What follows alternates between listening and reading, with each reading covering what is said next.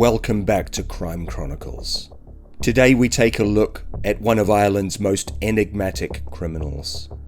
He is staunchly anti-drugs, seemingly an admirable trait. But don't be mistaken, he has been involved in almost every other type of criminality, and may have evaded a murder conviction due to his friendships within the group that oversee the Irish police. Gerry Hutch, known by his nickname the MONKK, was born on April the 11th of 1963 in Dublin, Ireland. Raised in the inner city neighbourhood of Dublin's North Wall, a working class area plagued by poverty and crime, Hutch's early life was shaped by the harsh realities of his environment. The youngest of 5 children, he was brought up in a household that struggled to make ends meet. His nickname, the MONKK, was earned due to his relatively reserved nature and aversion to drugs, which set him apart from many of his peers. Hutch's foray into the criminal world began at a young age. By his teens, he had fallen in with a local youth gang, referred to by the media as the Bugsy Malones, named after the famous gangster film. This gang was mainly involved in petty crimes. They committed a few jumpovers, lightning-fast robberies of small banks and businesses, jumping over counters, grabbing cash, and running. The youths also became known for snatching handbags from cars stopped at traffic lights, with one city intersection even becoming known as Handbag Junction due to their activities. Hutch quickly rose through the ranks of the inner city underworld due to his intelligence, resourcefulness, and ability to orchestrate successful heists. In the early 1980s, Hutch formed his own gang, the Hutch Gang, which would become one of Dublin's most notorious criminal organisations. The gang specialised in armed robbery, and their operations were characterised by meticulous planning and execution. Hutch's ability to evade capture earned him a reputation as a cunning and elusive criminal. One of Hutch's most significant and audacious crimes was the robbery of a Security Express depot in Dublin in 1987. The heist, which netted approximately £1.7 million, was one of the largest in Irish history at the time.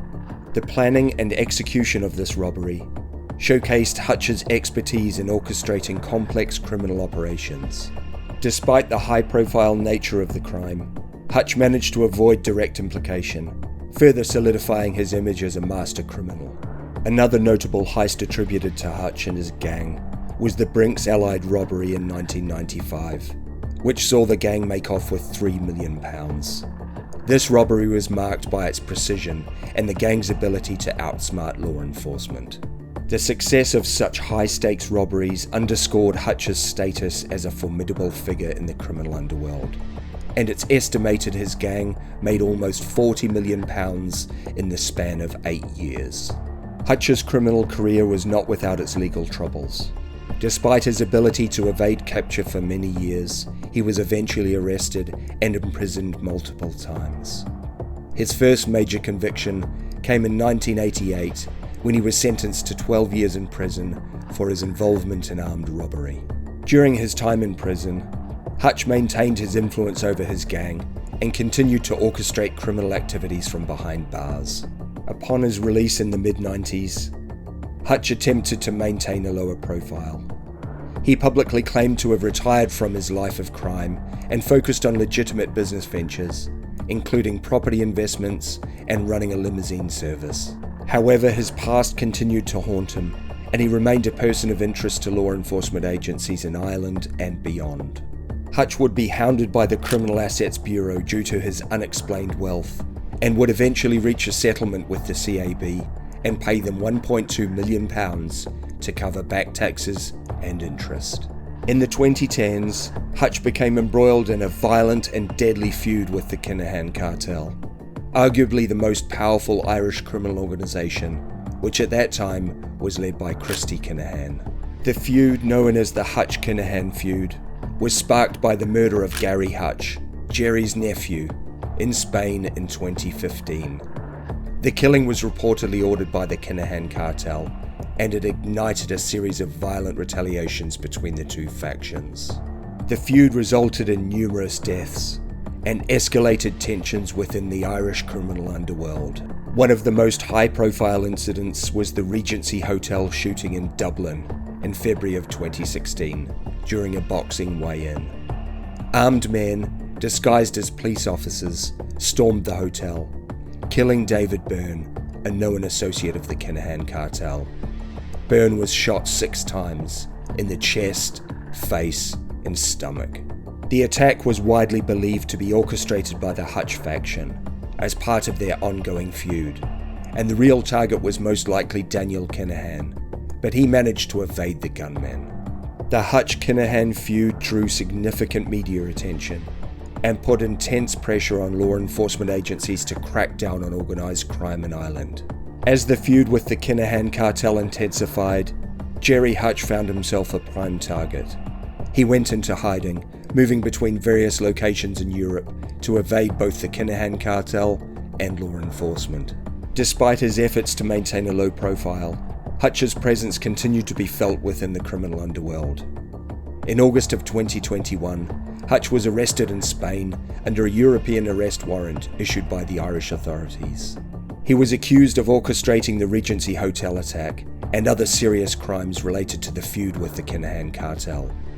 His arrest marked a significant development in the ongoing efforts to bring the perpetrators of the feud to justice. Gerry Hutch's extradition to Ireland set the stage for a series of high-profile legal battles. The prosecution argued that Hutch was the mastermind behind the attack, presenting evidence of his involvement in planning and executing the operation. Hutch, however, maintained his innocence, denying any involvement in the crime. The trial was closely watched by the public and the media, given the notoriety of both the Hutch and Kinahan families. The 6-month trial started in October of 2022, and on April 17th of 2023, Gerry Hutch was found not guilty and walked out of court a free man. The case highlighted the challenges faced by law enforcement in tackling organised crime and the complexities of prosecuting high-profile criminals with extensive networks and financial resources. The fallout from the case continued when on April 21st, a member of the body charged with overseeing police conduct resigned after it emerged he was at a party with Gerry Hutch in the days after the not guilty verdict. Gerry Hutch's life and criminal career have left a significant mark on Ireland's criminal landscape. Most crime cartels make the bulk of their money from drugs and drug trafficking, but in contrast, Hutch always denied involvement with drugs. In an interview with the late journalist Veronica Guerin in 1996, Hutch said, "I've nothing to do with drugs, and I never have. Naming me as public enemy number 1 is linking me to drugs.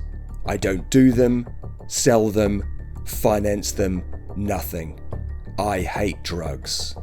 From his humble beginnings in Dublin's North Wall to his rise as one of Ireland's most feared criminals, Hutch's journey is marked by audacious heists, violent feuds, and relentless pursuit by law enforcement.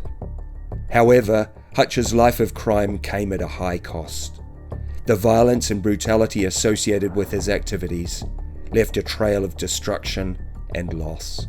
The ongoing feud with the Kinahan cartel, marked by violent incidents and numerous deaths, mainly on the Hutch side, underscored the ruthlessness of organised crime and the devastating impact on those involved. Since walking out of court in 2023, Gerry has spent much of his time on Lanzarote. He is frequently seen quietly socialising in some of the island's Irish bars, clean-shaven and looking relaxed. But the fascination with Hutch's life and crimes endures, reflecting the complex and often contradictory nature of public perceptions of criminal figures. Thank you for joining us today on Crime Chronicles. Don't forget to like, subscribe, and share the channel with your friends.